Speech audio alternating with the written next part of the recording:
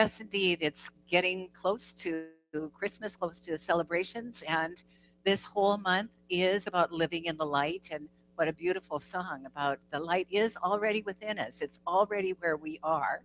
Such a good thing to remember, living in the light. And today's message is called Prepare Yourself.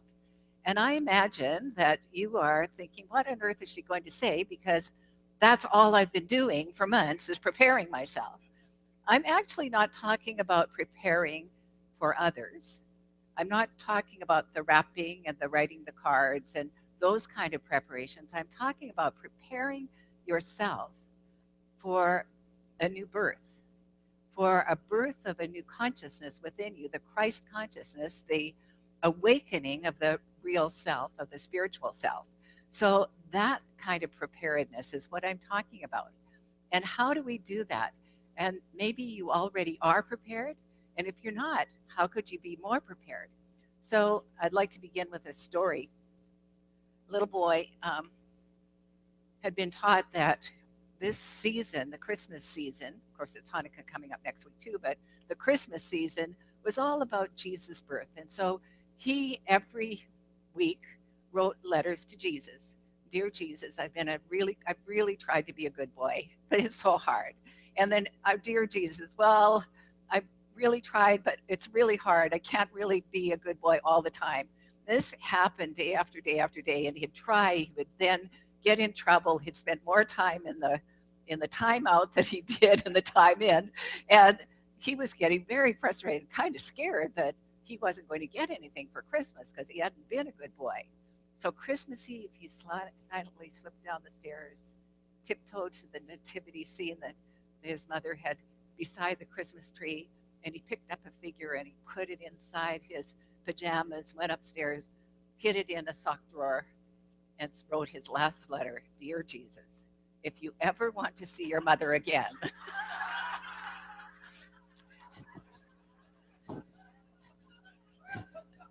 Well, here's the thing. It's a good story. It's funny, but it has no thing to do with the truth. Nothing at all. It isn't the truth. The truth is we don't have to trick God into giving us our good. We do not need to resort to trickery. The preparedness comes from simply doing our spiritual work by getting quiet.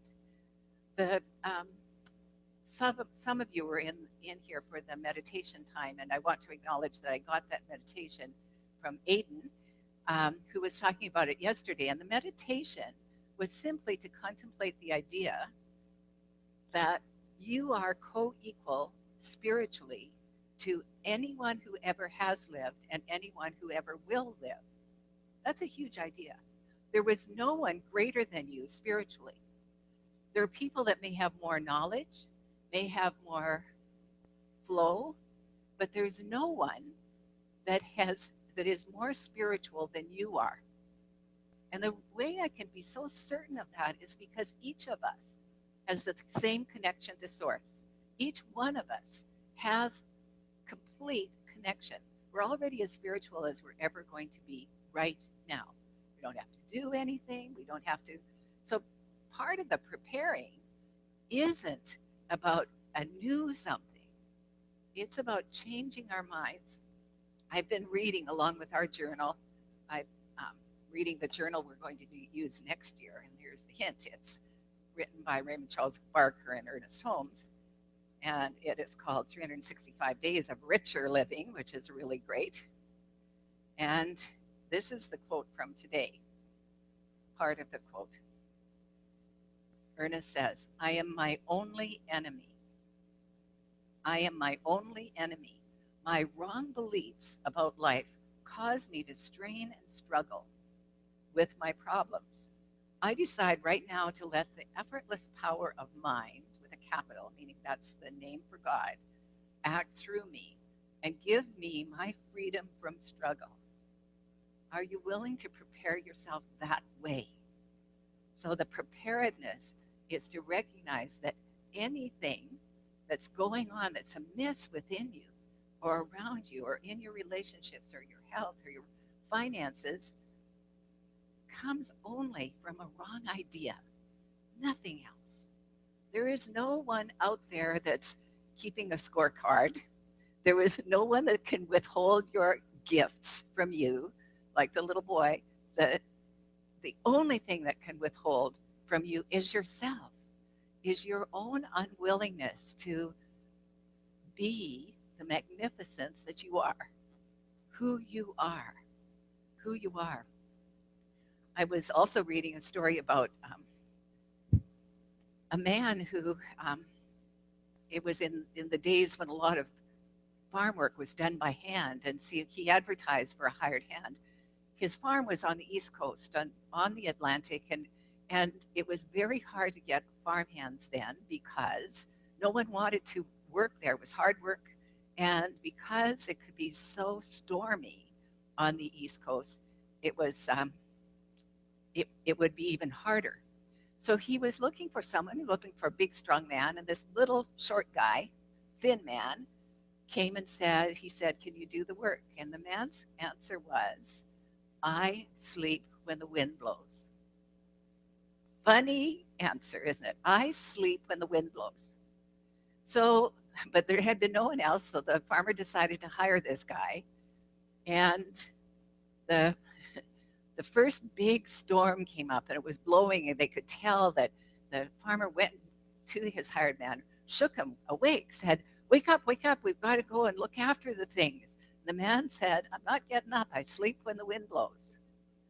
And the farmer just about fired him on the spot for being so insolent and so unaccommodating. And when the farmer went out, everything, there were tarps over the things that needed to be protected. The animals were in their coops or in the barns or whatever. He had been prepared. The reason he could sleep when the wind blew was because he had done the preparation. He had prepared himself, right? So that isn't that our story?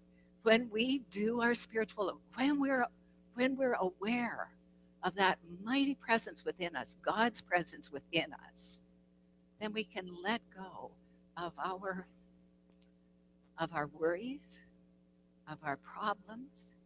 We can stop thinking about, it's a wrong idea to think that your problem is big. Your God is big. Tell your big God about your little problems. Don't tell God about your big problems. Don't make the problems bigger than this divine presence within you. So, being prepared. Well, what does it mean?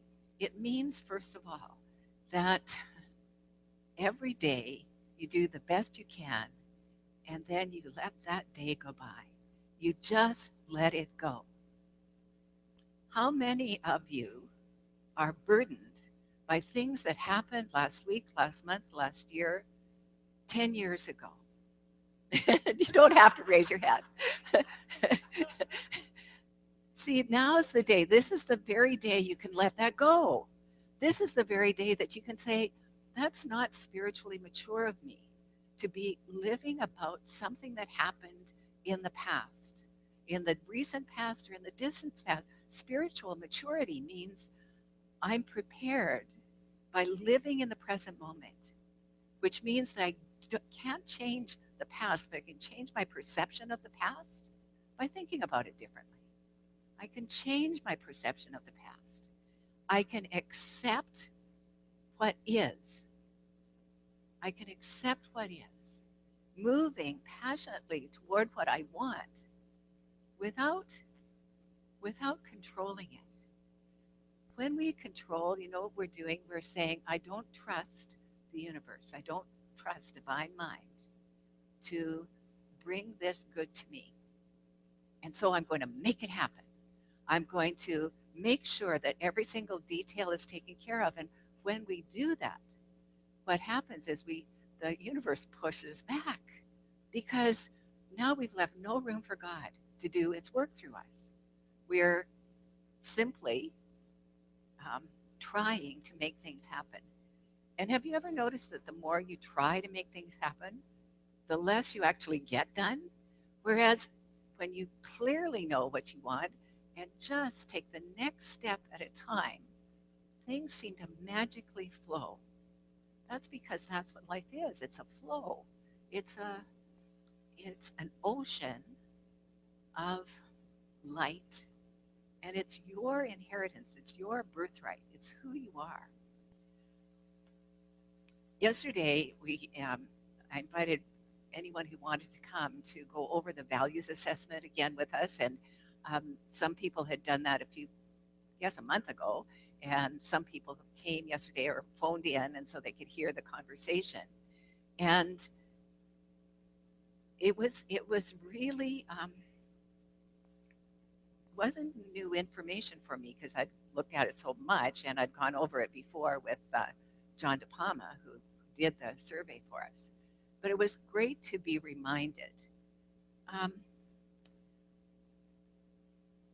I know that there's some of you. Please don't raise your hands for this question. But I know I'm talking to. I know that there's some people here who think that they're really good communicators. They've already said something. They've made their request, and yet nothing changes. The person that they've requested to has said, yes, I'm going to do that you've requested, and nothing happens. Nothing changes. And here's one of the things that I'd like us all to contemplate is that it used to be, it used to be said that people have to hear something 11 times before they hear it the first time. So that request you made once likely wasn't taken in deeply. You likely need to make it again at least 10 more times. So I'm not saying that all of us should just say, well, everyone's a bad communicator or a bad listener or a bad speaker. It isn't that at all. Here's another spiritual principle. You're doing the best you can. That everything in your past, if you could have done it differently, you would have. You're doing the best you can right now. So that's one of the ways you prepare yourself, by letting whatever is be okay with you. Let it be okay. And then something that came out of the discussion that the few of us that were here in the center had was, there was two things. One thing was about control and intimidation. One of the reasons I led you in that practice is how important it is, the people that were in the meditation practice, how important it is to take your rightful place as an equal spiritual being in this community and everywhere else. Equal spiritual being. There's no one higher than you. There's no one lower than you. You're equal with all other beings. And when we remember that, then we don't hesitate to ask questions, make suggestions, move forward. When we get that we're equal, then it's easy for us, or easier for us, to say, my preference would be this. You have been doing this other thing, and my preference would be that. And then the person, if it's me or if it's one of the other ministers or if one of the practitioners, can say, thank you, I'll consider that. Maybe I can do it. And you may have to ask more than one time, because what I said about the 11 times, you may have to, it may be that you need to, if you really care about something, to hold it as such a valuable thing, this gift, the gift that you're giving when you communicate, the gift of you, the gift of your life. So preparing yourself is not taking anything personally, not drawing back, but fully participating, preparing yourself. The consciousness of the Christ that wants to be born in you has never been anything but pure innocence. It's one of the reasons that I love that Christmas story. The birth is so symbolic of the birth in us. And it doesn't matter if we hear it a million times in our lifetimes. Doesn't matter. It's still symbolic in us of something greater within us that can be born when we prepare ourselves, when we let go of the past, when we don't take anything personally, when we accept things just as they are, when we are as prepared as we can be, do our best in all things. So, the other thing that came, I wanted to just bring you up to speed just a little bit. 2 weeks ago, we were about to have, we were going to have a visioning with the board members. And at the vision, and before the visioning, I said, if you have ideas that you would like the board to think about, please talk to one of the board members. And you did. And the first thing we did after that, when we got ready to do our visioning, we went over, each one went over who spoke to them, what the request was, what the ideas were. I thought it was really great. And then we went into a deep spiritual visioning. Then we went into that place of asking, what is ours to do? And we came up with some goals. And one of those goals is to be more involved in our greater community. So here's my request of you, the members of this family. If you have something that you care about, especially here in San Clemente, that is a community project that you think this center could get involved with, would you please take it, look at your programs, and in your programs, there's a book. And in the book, there's a sheet that just says community projects. Because one of the things you said, and it's absolutely true, the 7 of us are not all of you. We try to represent everyone, but what I would appreciate, if you can do it today, great, and if you can't, if you pray about it and come back next week and bring the sheet back, that would be great. What are the things going on here that we could participate in as a spiritual community? When we were in San Juan for many years, we collected food for the needy, and then they wouldn't come as far south as San Clemente. So that's the South Coast is, what was it, Doris? South County Outreach wouldn't come as far south here. So that giving back stopped. And we miss it. We miss it. And here's the thing, and it's really true that we need to give back. We want to give back. And we would like your participation. So if you have some ideas, if you'd please write it on this sheet, please make it your name and your email and your phone number so that we can contact you if we have questions about it. And I promise that we will prayerfully and mindfully consider every single thing that's suggested. Doesn't mean that we'll do all of them. In fact, we shouldn't do all. We should choose 1 or 2 things that we could take as our own things to give back. And then you can actually put this right in the offering basket so that it won't get lost. So, fold it up and put it in with the offering when it comes around. I so appreciate you doing that. We've had some ideas, but we really haven't had feedback about what things. We've heard people say we need to be more involved in the community. I agree. In what ways? Someone out there, maybe there's more than one, has something that you're very passionate about that you really think a community could help support.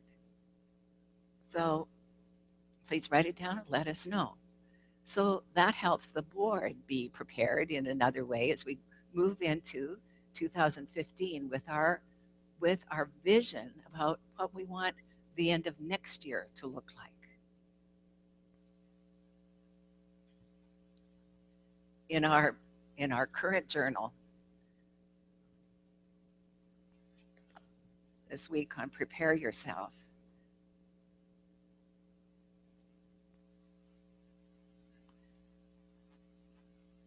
I want to share with you some of my favorite quotes of it. One from Ralph Waldo Emerson. Finish each day and be done with it. You have done what you could. Some blunders and absurdities, no doubt, it crept in. Forget them as soon as you can. Tomorrow is a new day. You shall begin it serenely and with too high a spirit to be encumbered with your old nonsense. Isn't that a great quote?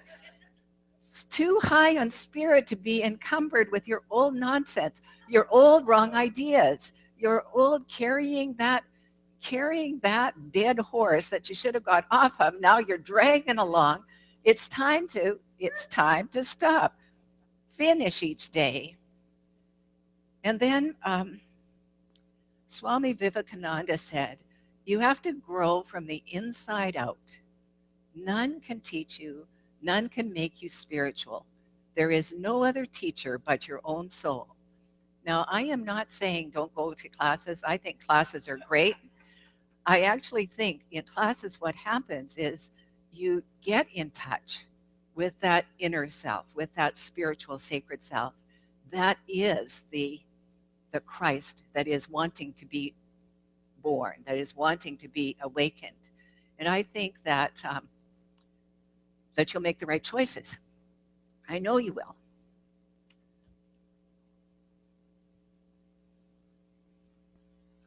So are you prepared?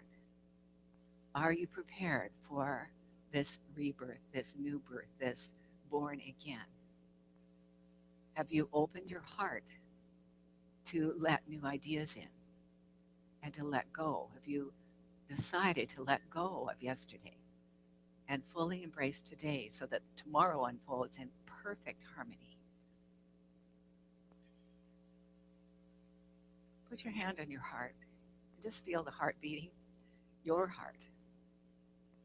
Understand this is your love center and it's your light center. It's filled with light.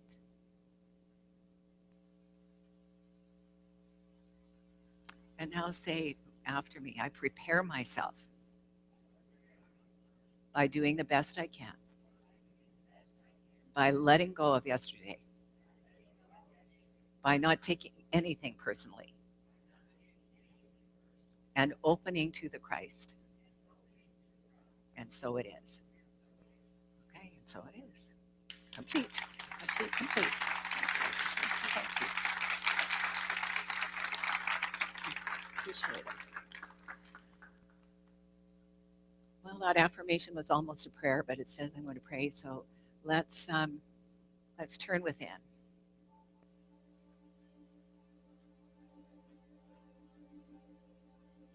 In this holy moment of now, I remind myself that there is only one power, one presence, one life, and that this life that is the life of God is the Alpha and the Omega. It's the thing that overarches eternity, everywhere present. This one that is wholeness and allness and operates according to its own perfect way of being, its own perfect law.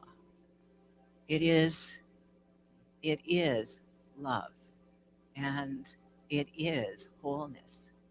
It is beauty, and it is creativity. So I speak this word for each one here and for myself. I speak it in the first person, and this is what I know. I know that presence, that power that God is in me and as me, is me. I am prepared in this moment to let in the awareness of the light and let it out, letting my light shine in every area of my life. I offer such great confidence and love in everything I do. I offer positivity and sweet realization. I offer humor and joy and laughter and love. I know that my life is an expression of the divine, is an expression of divine in relationships, and so love is natural because love begets love. Love calls to love, and love answers. I know that this is so. Love is not only that I am love, and that all of my relationships reflect that being, but I am wholeness, and my life is whole. My body is whole. My body, mind, spirit is a oneness, and it's vital and whole and filled with good in every way. Furthermore, I know not only my body mind connection, but I know that I am the creativity of that divine mind. And that creativity flows through me as new ideas, as fresh ideas, as ideas that bless me, bless the world around me, bless my family, friends, my community. I know that as I give back, I am greatly blessed because I know that I live in a reciprocal universe and there is more than enough for every good thing. I'm so very grateful for everything that I've spoken is already the truth for me and for each one here. I know that it's already so. And so, with my heart filled with gratitude, filled with thanksgiving, filled with joy, I simply release this word to the action of law.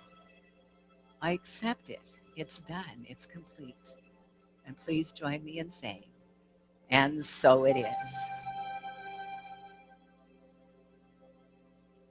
Thank you. And now, Sherry Williams, please welcome back.